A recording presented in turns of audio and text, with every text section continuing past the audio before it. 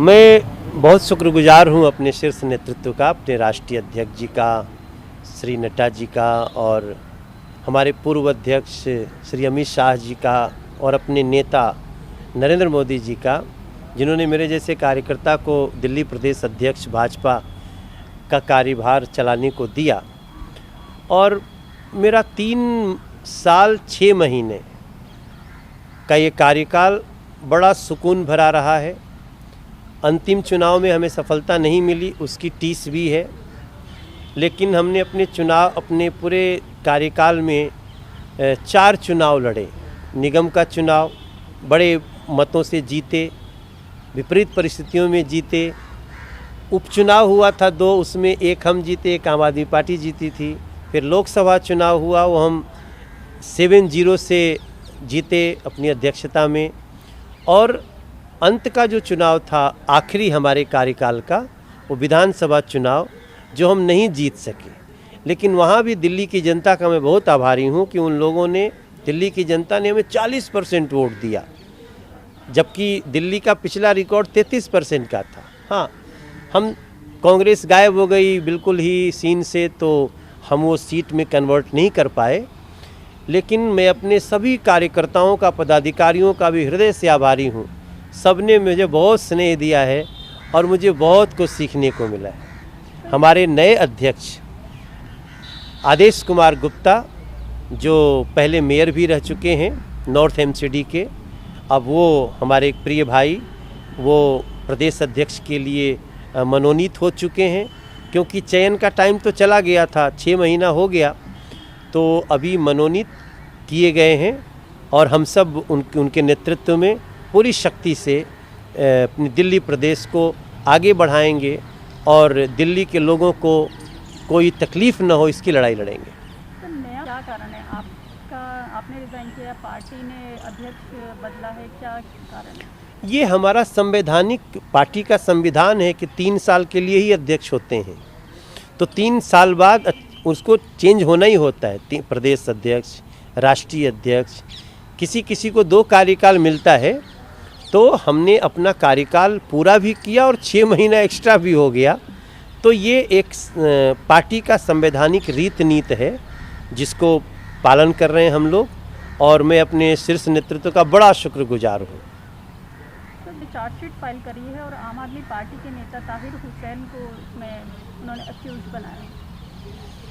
देखिए, ये तो उसमें कुछ दूसरा और लाइन ही नहीं है, क्योंकि वो जो आम आदमी पार्टी के पार्षद की जो भूमिका रही, वो तो सब वीडियो कैमरों पे, सबके आंखों के सामने, और बहुत ही साजिश के रूप में, बड़ी साजिश के रूप में नॉर्थ ईस्ट दिल्ली में दंगा कराए गए।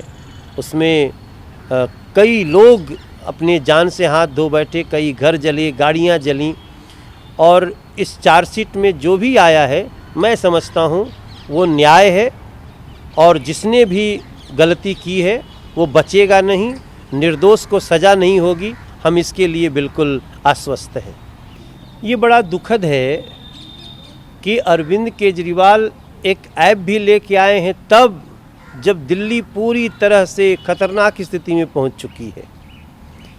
जिस समय एहतियात बरतना चाहिए, उस समय अरविंद केजरीवाल जी विज्ञापनों में मस्त रहते हैं, और जब खतरा सर से ऊपर आ जाता है तब वो कुछ उपाय करते हुए दिखते हैं, करते नहीं हैं। वो मौत का आंकड़ा छुपाते रहे, वो बेड का गलत जानकारी देते रहे। उन्होंने यहाँ तक कि लोगों को प्राइवेट हॉस्पिटल में जाने के लिए प्रेरित किया, और प्राइवेट हॉस्पिटल बिना 8 लाख रुपया लिए वो इलाज ही नहीं शुरू कर रहे हैं। जिस दिल्ली में सब कुछ फ्री करने की बात कर रहे थे, वहाँ एक कोरोना पॉजिटिव को 8 लाख रुपया प्रति सप्ताह देना पड़ रहा है। अगर वो उसको निगेटिव आने में 2 हफ्ता बीत गया तो 16 लाख, 3 हफ्ता तो 24 लाख, 4 हफ्ता तो 32 लाख। मैं नहीं समझता हूँ कि मजबूरों के साथ, जो उनकी मजबूरी का फ़ायदा उठा करके जो हॉस्पिटल में उनको लूट हो रही है अरविंद केजरीवाल जी के इशारे पे, उसको ईश्वर भी कभी माफ़ कर पाएगा। तो जो कोरोना वायरस में अरेंजमेंट कर रहे हैं, आप उस पर सेटिस्फाइड हैं या आपको लगता है कि और कुछ बहुत करना चाहिए था उन्हें? यहाँ कोई अरेंजमेंट ही नहीं है। दिल्ली इस समय हमारे हर आधा घंटे पे हमें एक फ़ोन आता है जहाँ बोलते हैं हमारे घर में पॉजिटिव है, हमारे घर में कमरा नहीं है और बेड मिलने का नाम नहीं है, कोई भी हॉस्पिटल में जगह नहीं है, कोई डॉक्टर अटेंड करने वाला नहीं है।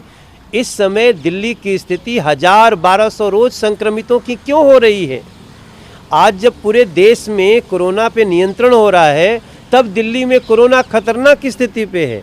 ये सिर्फ और सिर्फ अरविंद केजरीवाल जी के लापरवाही का ही नतीजा है। और मैं समझता हूँ, हम तो लगातार कह रहे हैं कि अरविंद केजरीवाल जी, आप अपनी साख बचाने के लिए कम और दिल्ली के लोगों का प्राण बचाने के लिए काम करिए, वरना हम बहुत ही खतरनाक स्थिति का सामना कर रहे हैं। केजरीवाल जी ने बॉर्डर भी सील कर दिए हैं दिल्ली के, जो कि नोएडा और गुरुग्राम से लगते हैं, उस पर आप क्या बोलना चाहेंगे? ये बहुत ही गलत कदम है, क्योंकि इस समय दिल्ली में कोई हरियाणा से या उत्तर प्रदेश से लोग थोड़ी आ रहे हैं। दिल्ली से तो वहाँ लोग जा रहे हैं। फिर बंद क्यों किया? सिर्फ इसलिए कि ये कहते हुए कि यहाँ के हॉस्पिटल में हम किसी का बाहर का इलाज नहीं करने देंगे। इस समय जब लोग कोरोना के संकट में सबकी हाथ फैला के हेल्प कर रहे हैं, आप हॉस्पिटल में आने के लिए मना कर रहे हैं, जबकि कोई आ भी नहीं रहा। दिल्ली के लोगों को ही बेड दे दो, वही बहुत है। दिल्ली के लोग 15-15 लाख रुपया चुका रहे हैं। आप किसके लिए सील कर रहे हैं? सिर्फ अपनी असफलता को छुपाने के लिए आप इशू डाइवर्ट कर रहे हैं। Border seal, border seal, border seal. अब आप बताइए, एम्स में जो हॉस्पिटल में आएगा इलाज कराने, उसका अरविंद केजरीवाल के से क्या लेना देना? जो आरएमएल में आएगा उसका उनसे क्या लेना देना? जो सफदरजंग में आएगा उसका क्या लेना देना? तो अरविंद केजरीवाल जी इसमें संवैधानिक अनुच्छेद 8, 14 और 19 का, इसको एग्जैक्टली हम देख लेंगे, इस अनुच्छेद का भी उल्लंघन कर रहे हैं और ये अमानवीय भी है। इसको यथाशीघ्र आप बॉर्डर खोल दीजिए, क्योंकि अरविंद केजरीवाल जी आपके अस्पतालों के अलावे दिल्ली में राष्ट्रीय हॉस्पिटल्स भी हैं।